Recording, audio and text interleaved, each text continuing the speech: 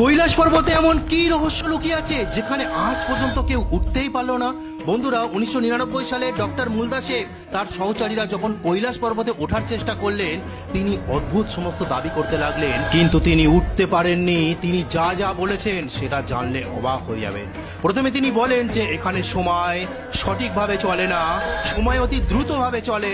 আমাদের 7-8 দিনের মধ্যে নখ বড় বড় হয়ে গেছিল, দাড়ি বড় বড় হয়ে গেছিল। তিনি আরো বলেন যে এই পর্বতের ওপরে কেউ যদি উঠতে চায়, পর্বত নিজেই তার অবস্থান পরিবর্তন করে নেয়। তৃতীয়, তিনি বলেন আমরা যখন উঠতে গেছিলাম তখন কারোর মাথা ঘুরছিল, কারোর মাথা যন্ত্রণা করছিল, শরীরের মধ্যে অস্বাভাবিক আচরণ করছিল, সবার শরীর খারাপ হয়ে গেছিল, ফলে আমরা আর উঠিনি, আমরা সেখান থেকেই নিচে চলে আসি। তিনি আরো দাবি করেন এটা কোনো প্রাকৃতিক ভাবে তৈরি কোনো পর্বত হতে পারে না, এটি একটি অত্যাধুনিক সিভিলাইজেশন দ্বারা তৈরি একটি পিরামিড, যেটা আমরা রামায়ণের উত্তরকাণ্ডে যখন রাবণ কৈলাস পর্বতকে ধারণ করেছিল তখন মহাদেব তার আঙুল দ্বারা সেখানে স্থাপনই করে দিয়েছিল, সেই ঘটনার সাথেও সম্পূর্ণ মিলে যায়। বন্ধুরা, সবচেয়ে অবাক করা বিষয় হলো এই কৈলাস পর্বতের নিচে যে দুটি হ্রদ আছে, একটি হ্রদ হলো মান সরোবর হ্রদ যেখানে মিষ্টি জল পাওয়া যায়, আর এক পাশে যে হ্রদটি আছে রাক্ষসতাল হ্রদ, সেখানে নোনা জলে।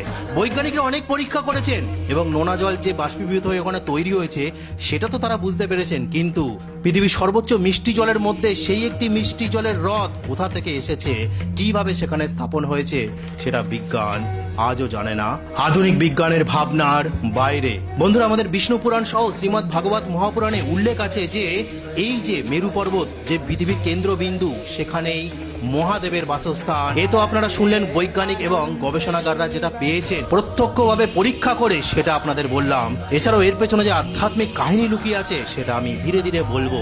এখনো ভেতর থেকে ওম ধ্বনির শব্দ অনেকেই শুনতে পায়, অনেকেই ভগবান শিবের ডামরুর আওয়াজ শুনতে পায়, সেটা পরে আলোচনা হবে।